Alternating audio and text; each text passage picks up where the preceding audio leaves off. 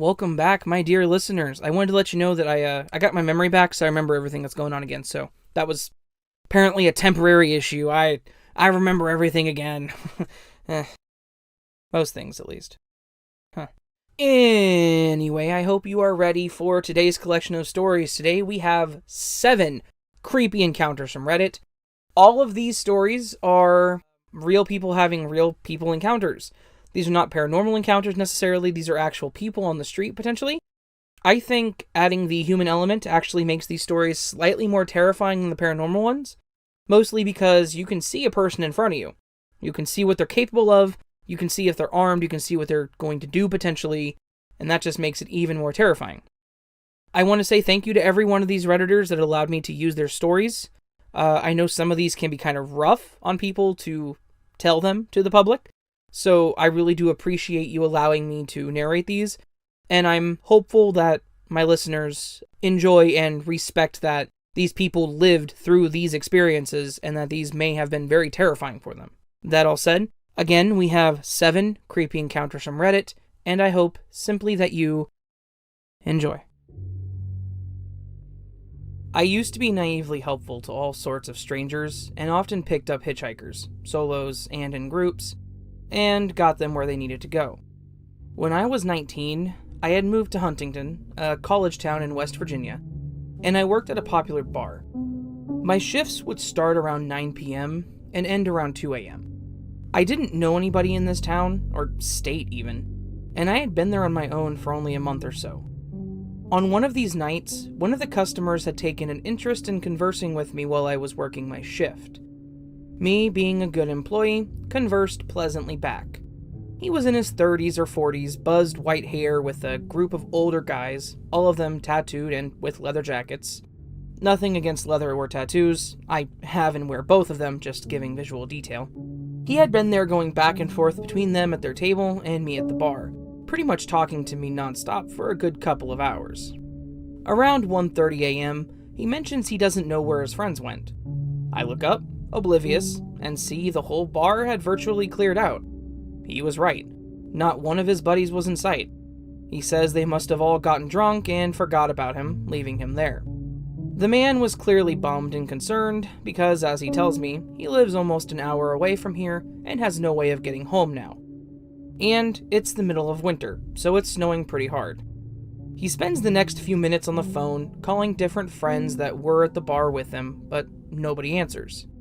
Now, he's clearly screwed. I can't leave him in the bar, I can't in good conscience leave the man out in the snow, so now I gotta drive this stranger home in a place I'm unfamiliar with, in conditions I've never really driven in before. There was no snow in my home state. I tell him, don't worry, when I finish cleaning the bar and closing up, I'll take him home. And I do. We get in the car, and he gives me directions as we go. We're talking casually like we had been, just superficial conversation, nothing even hinting at sexual or flirty. I'm not really a flirty person, so I'm positive there was no misunderstanding here. Keep in mind, it's like 2 in the morning. No one knows where I am, or that I'm with this rando, and it's snowing heavily. As we're chatting, suddenly I feel his hand on the back of my neck. It was such an unpleasant feeling. I remember his fingers swirling in the little hairs at the bottom of my hairline, which were too short to make it into the ponytail. Ugh, I scrunched my neck and just calmly said, "I have a knife," as I kept looking forward driving. The swirling ceased, but the hand lingered on my skin. Again, calmly but more firmly, I said, "I have a knife." He removed his hand and we kept driving. I figured whatever that was is handled, and we get back to our conversation. Minutes later, I feel his hand fully against the back of my neck, his fingers wrapped gently around its curve. I scrunched my neck again and said, "Seriously, I have a knife. I have a knife." He removed his hand once more, and in a very hurt tone he said, "Are you really scared of me?" After that, he kept his hands to himself. It was a long 1-hour drive, but I got him home and I took off.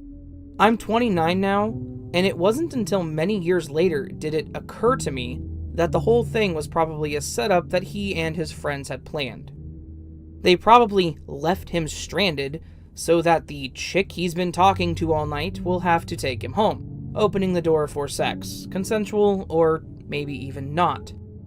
Moral of the story, don't let people you don't know in your car, and also carry a knife.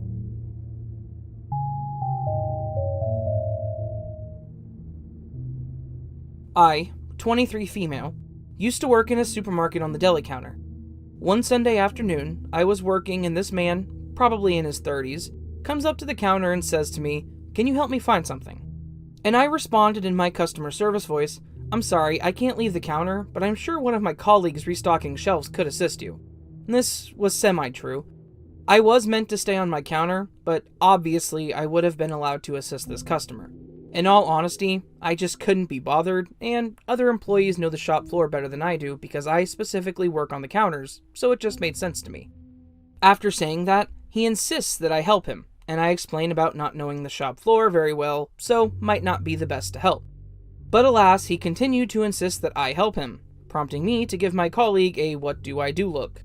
She gives the okay via a shrug, and so I agree to help. Anyway, I asked him what he needed help with, and we veered down the cleaning aisle. He said he wants to find dish soap, so I find it for him and show him the selection of other dish soaps and ask if I can help with anything else. He says he needed a specific type of dish soap, but was being very vague and wouldn't give any details about the soap apart from its plain packaging, which most of them are. We go back and forth because I don't really understand what's wrong with the other soaps, and he keeps on saying they're the wrong ones. It gets kind of uncomfortable, but I didn't feel like I was in danger, so it was just sort of funny at the time.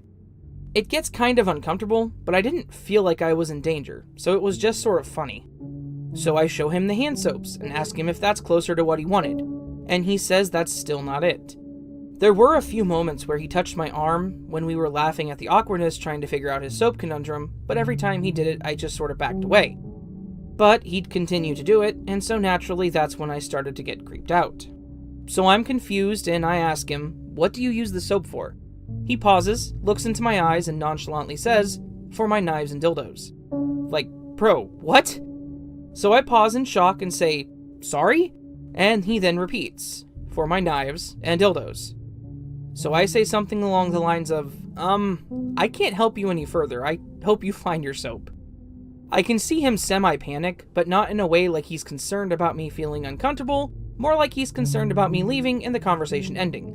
And then he pulls out this empty, crumpled dish soap from somewhere on him and says this is the soap he's looking for. I take one glance at it, and it's a home brand soap from a different supermarket.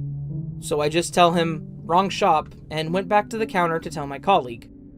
I was quite scared and felt threatened because why specifically knives and dildos? Especially after he's been invading my personal space and insisted that I was the person to help him. So I just took myself to the manager's office and told her what just happened.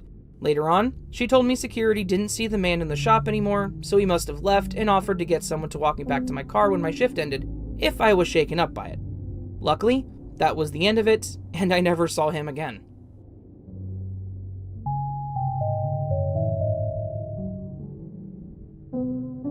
I was vacuuming my house at 9:30 p.m. with my music playing when I got a knock on the door. My boyfriend was at work, and I was not expecting company, especially so late at night. I turned my music down and realized the door is not locked. Instantly, I'm terrified. I'm only 4'10", so I had to prop myself up to the wall to look through the peephole and carefully lock the door. More pounding. The man outside my door is no one that I recognize and looks disgruntled, dirty, and quite frightening. He was short and stocky, and he looked angry. He grew frustrated knowing that I had turned my music down. He heard me lock the door and started calling out, "Ma'am." More knocking. "Excuse me, ma'am." How the hell did he know I was a woman? I look around the room and see my blinds were open. I realized he must have been watching me vacuum. Thankfully, my neighbors right across from me opened their door, and the husband said, "Excuse me, who are you and what are you doing?" Startled, the creep fumbles and says, good evening, sir. I was just going to offer my carpet cleaning services to her." The husband goes, "That's great. She doesn't want it. You need to leave, right now." The creep then left promptly. Afterwards, I called the police, my boyfriend, and closed up my blinds and texted the neighbors to thank them for scaring him away. I paid extra to live on the top floor, but it seems this creep was watching me from below.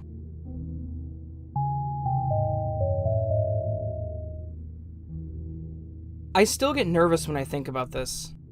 My boyfriend at the time and I would smoke weed, listen to music, and go on really long road trips. It was fun and kind of our thing. We were around 19 years old when this happened. Johnny, my ex, suggested that we go to see the Devil's Tree here in New Jersey. We have this website called weirdnj.com, and it has a list of haunted places to go see.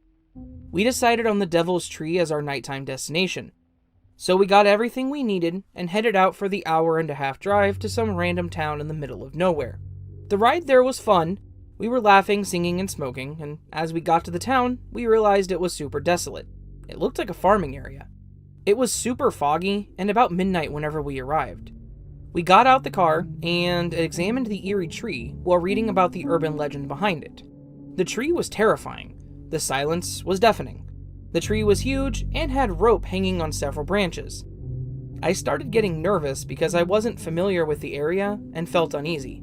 I feel it's important to mention Johnny was not street smart. He was born into a lot of money, so his mindset was much different than mine. His dad took care of everything for him, so I was much more mature and had a lot of struggle and experience in life. So we got back in the car and decided to find a spot to park so we could make out. I was a complete idiot. We were going to roll a joint and mess around. We did this often. So we found a dirt road that was desolate and parked. This area was so creepy.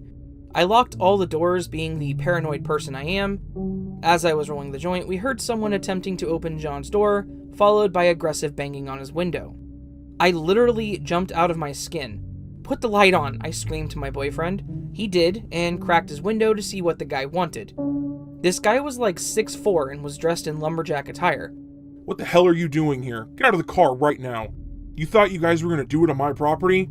The guy yelled manically, holding John's window open. John ignorantly smiled at him and replied, "We were looking at the Devil's Tree and parked here to set up the GPS to get home. I'm sorry, man, I didn't know this was your property. We will leave. We aren't getting out of the car." The guy leaned over to take a look at me. I started apologizing profusely. I honestly will never forget how terrified I was. I was hoping John would roll up the window and book it the hell out of there. Before we could even pull away, 2 pickup trucks filled with other lumberjack-type men pulled up. There were 4 guys sitting in the bed of the truck. I swear to God, it was like a horror movie. One guy from the truck shouted, "Do we have a problem?" to the big guy that was still standing by John's side of the car, when he said, "They were going to do it on my property. What were you going to do with the condom?" he asked, leaning in and focusing his attention on me.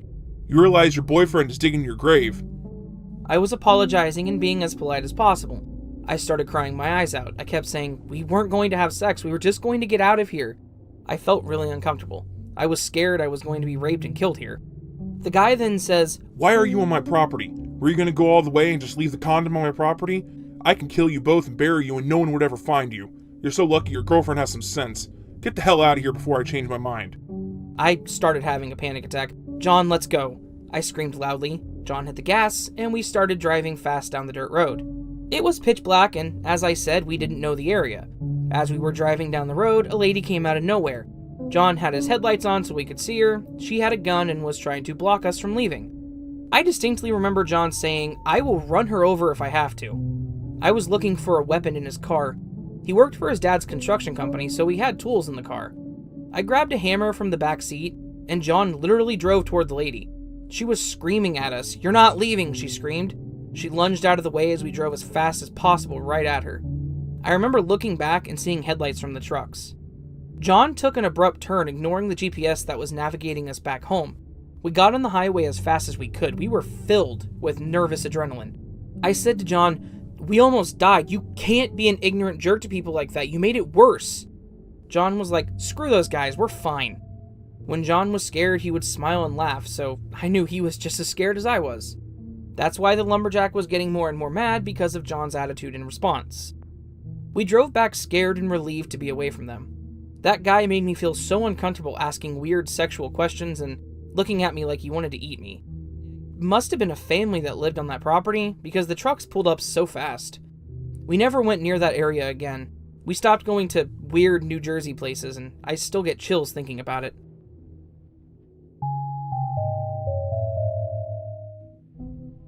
I've had a lot of encounters that would probably fit here.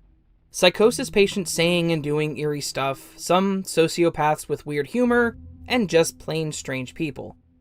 But a few days ago, I went on to the adult comorbid unit to fetch something from their chart room. Essentially, this unit is just a rehab and has the least patients.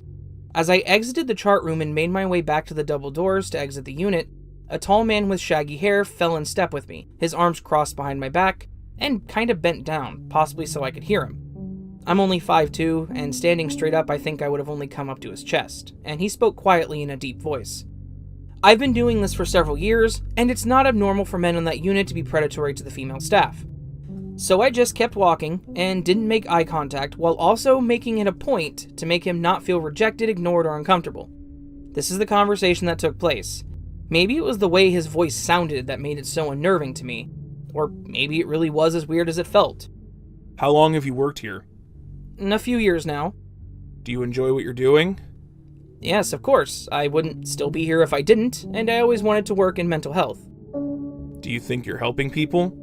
This one caught me off guard, and I actually stumbled over my words for a second. I don't know. I hope so. Some people tell me I helped them a lot. Others won't let me try, but I do my best. At this point, we'd reached the double doors, and I made a point of trying to be as slow as possible getting my key, because I didn't know what he would do when I opened it, but also didn't want him to know that I felt like something was off. But he suddenly stopped walking, looked me in the eyes, and said, "You helped the wrong person." Then turned on his heel like clockwork and continued back down the hall. I immediately left and did not go back.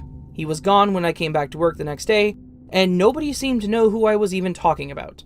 Although that could be because I didn't know his name and didn't really look at him close enough to get a better physical description. Either way, that freaked me right the hell out.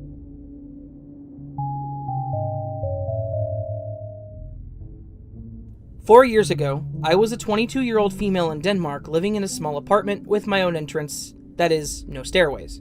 The building was 2 stories high, 2 apartments, and 4 apartments in length. That is, 8 apartments in total, which all had their own entrance. I often noticed my upstairs neighbors coming and going because of the stairs to their terrace and entrance was right outside my window. 6 months prior to the event I'm about to tell about, the most horrendous guy, mid-30s, moved into the building opposite mine with his poor, non-trained Stafford Bull Terrier. He blighted all of his surroundings with his violent outbursts, his drug selling, and his ever-loose, biting dog. His dog did at one point bite mine totally unprovoked, so I was, to say the least, very afraid of this guy. Neither the housing association or the police would do anything, though numerous complaints were filed. One Thursday night, around 11 p.m., I was heading to bed. I heard a mild turmoil that sounded like people arguing. This was 6 months after the guy moved in, therefore this was nothing new, so I put in my earplugs and just forgot about it. Around 20 minutes later, I was woken up by a phone call. It was my friend, let's call her Kate. Kate lived a couple of apartments down from mine. "Do you hear that?" she said, worried. I pulled out my other earplug and noticed how the turmoil from before had gotten much louder, although it was actually hard to pinpoint exactly where the noise was coming from. "Yes," I answered. "What do you think it is?" Kate believed that she heard someone calling for help. "Should we call the police?" she asked me. I assured her that we should, of course, call the police if we heard cries for help. I guess Kate was afraid of the situation not being a real emergency and then wasting the police's time. We agreed to have Kate call the police and wait the situation out. I must have waited around 30 minutes while the cries got louder and louder. I now realize that it came from the apartment diagonally from mine, my upstairs neighbor's neighbor. A new young guy had very recently moved into that apartment. I hadn't even met him yet, just seen him from a distance. He could be anybody. This could be anything, I thought to myself. I now became alarmed. What if this guy was being beat up? He was yelling at the top of his lungs while furniture being thrown around resulted in bangs and booms. I pictured 2 men, one throwing furniture around, the other beating my new neighbor up. Perhaps he owed them money? I decided that I had waited long enough. I called 112, which 911 emergency in Denmark. I got through to the operator, stated my name and address, and asked when the police were going to arrive. "We haven't received any calls regarding that address tonight," the operator stated. I later found out that Kate hadn't made the call to 112, but to 114, which is a non-emergency number for reporting break-ins, getting info on an ongoing case, etc. I explained the situation to the operator, and she had a police car sent immediately. When I hung up, the yelling and noises from the apartment really began to predominate everything. Had I not known better, I would have thought that the noise came from my bathroom because they were so extremely loud. being a quiet girl who had never been in any danger or trouble, my body began trembling with fear. My mind started racing with earth-shattering thoughts. What if they find out I called the police? Will they hurt me? And worst of all, will they hurt my dog? My beloved dog, who I to this day love more than life itself. Yes, seriously. Reason had gone out the window. Tears started to slide down my cheeks, and I was careful not to make a sound. I laid down in bed, hugging my dog. 40 minutes I waited like this. The fear was gruesomely high and constant, as were the yells and noises from the apartment. I finally caved and called the police again. This time my voice was shaking, and I no longer had the self-control to be polite. Being very professional, the operator assured me that 2 officers were already at the address. I remember feeling completely lost in this moment. How on earth could this yelling still be occurring if the police had arrived? I got up and went over to my window to look up to the neighbor's stairs. One officer looked to be in kind of a calm waiting position in the middle of the stairs, looking up at her coworker handling the situation in the apartment.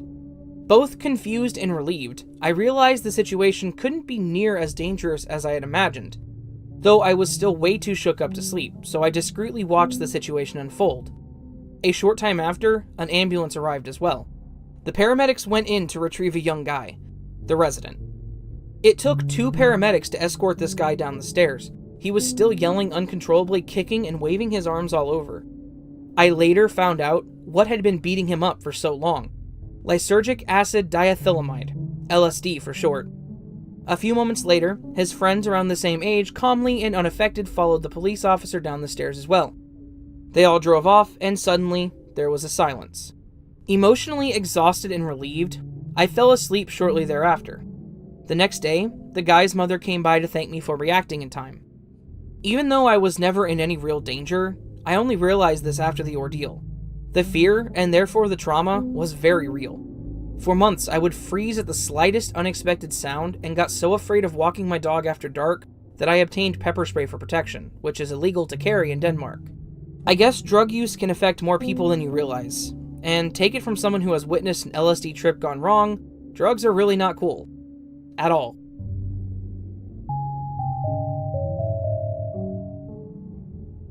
When I was in elementary school, I had a problem with this boy. We'll call him Curtis. So at the start of 3rd grade, Curtis joined my class, and immediately everybody could tell he was a little bit off.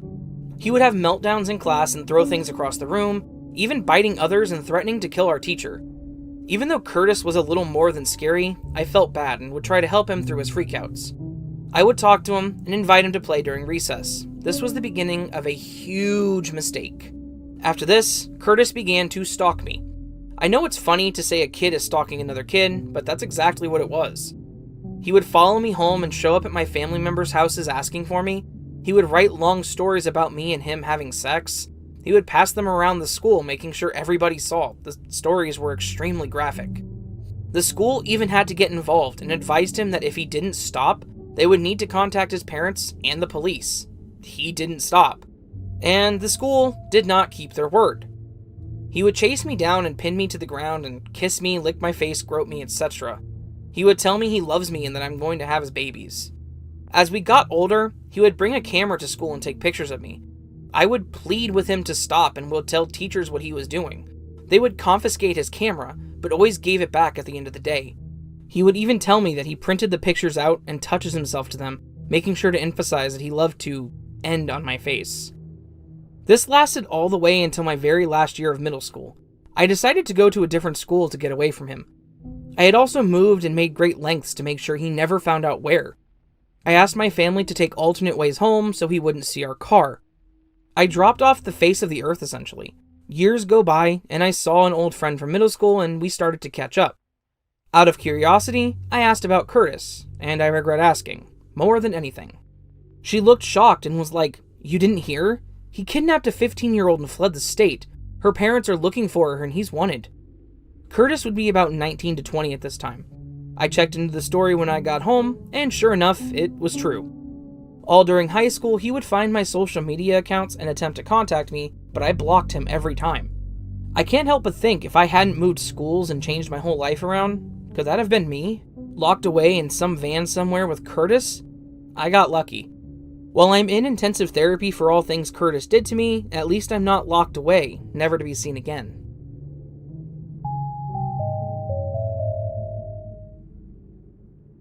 So there you go, my listeners. Those were 7 creepy encounter stories from Reddit. Each and every one of those stories was absolutely horrifying, and I want to say thank you to the people on Reddit who let me read these stories.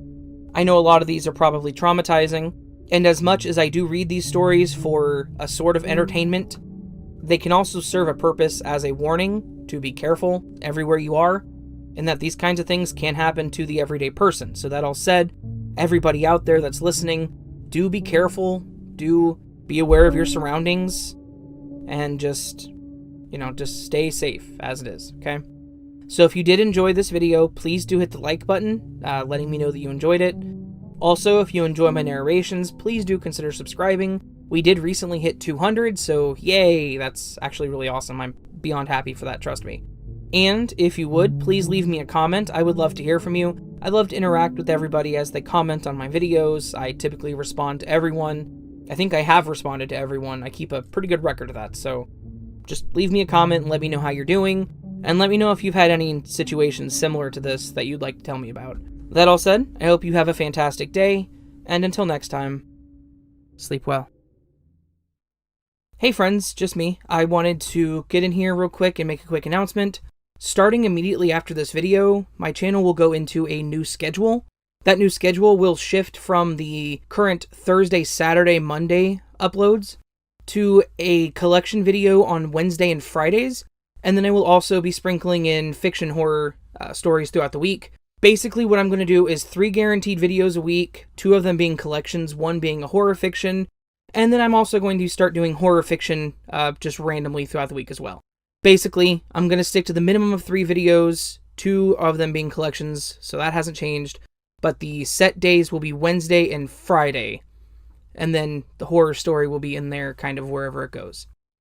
That's all. I just wanted to let you guys know that the schedule will be changing immediately after this video, and say thank you for, being around to listen to my voice. Thank you again.